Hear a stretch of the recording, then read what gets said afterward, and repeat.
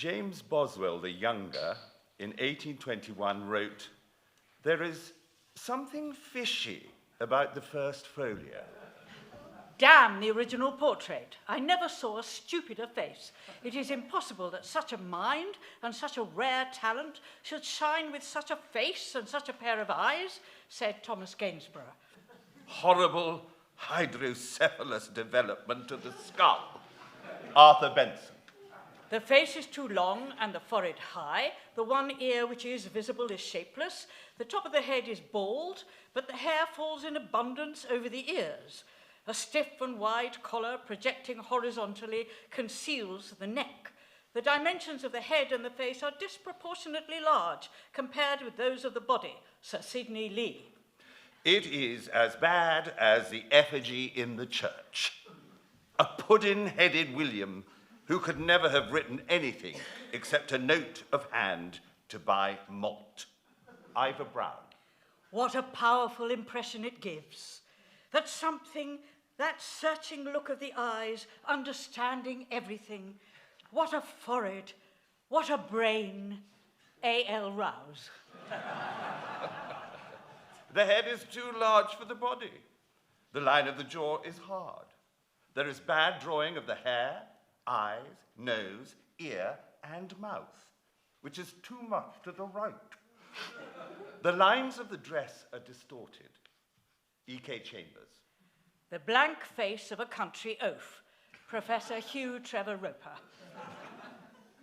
I wonder how any unprejudiced person with a sense of humour can look upon it without being tempted to irreverent laughter. It looks at one with a peculiar expression of sheepish oafishness, which is irresistibly comic. Sir George Greenwood.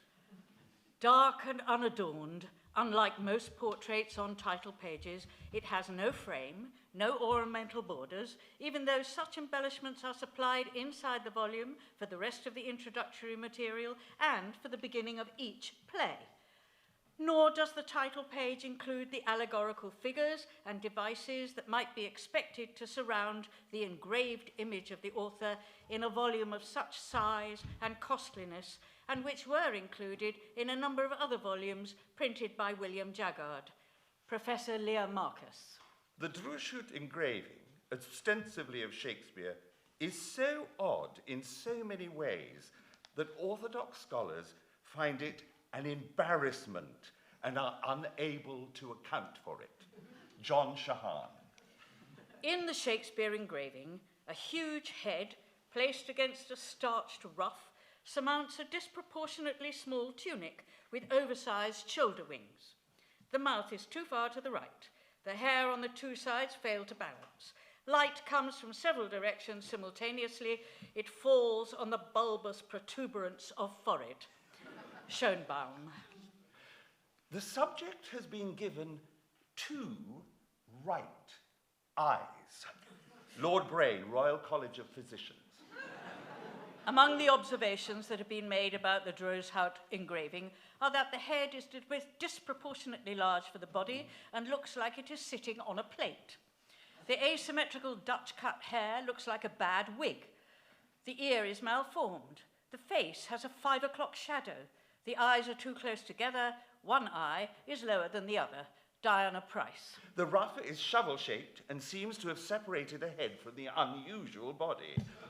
So we have a bloated cartoonish head floating above the representation of a single left arm. What could this signify? Anonymous. Shakespeare's expressionless face is definitely an actor's mask. The ear is part of it, and the edge of the mask can be seen in the thick line downwards from the earlobe. Sir Edward Durning Lawrence. There is no question, there can be no question, that in fact it is a cunningly drawn cryptographic picture showing 2 left arms and a mask. Every tailor will admit that it is not. In 1911, the engraving was shown to the Tailor and Cutter and the Gentleman's Tailor magazines in order to fathom the bizarre doublet. Their conclusions were identical. The tunic, coat, or whatever the garment may have been called at the time, is so strangely illustrated that the right-hand side of the forepart is obviously the left-hand side of the back part, and so gives a harlequin appearance to the figure, which, it is not unnatural to assume, was intentional and done with express object and purpose. Gentleman's Tailor Magazine, 1911. In 2010, Dr. John Rollitt analysed the pattern in the doublet and showed that the tailor had it exactly right. Each of the other oddities is subjective and could be done to poor drawing, but not the impossible doublet. As a result, the most iconic image of William Shakespeare turns out to have two left sides, a very skillfully executed absurdity.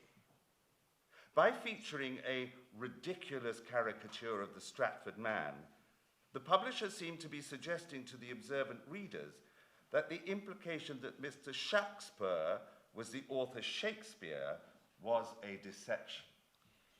Professor June Schroeter, and apologies for the pronunciation, Professor June, the world authority on Martin Droeshout and his engravings, wrote this: Shakespeareans continue to puzzle over how a 22-year-old novice engraver could have been given the commission for the folio portrait and produced, in their judgment, so poor a result.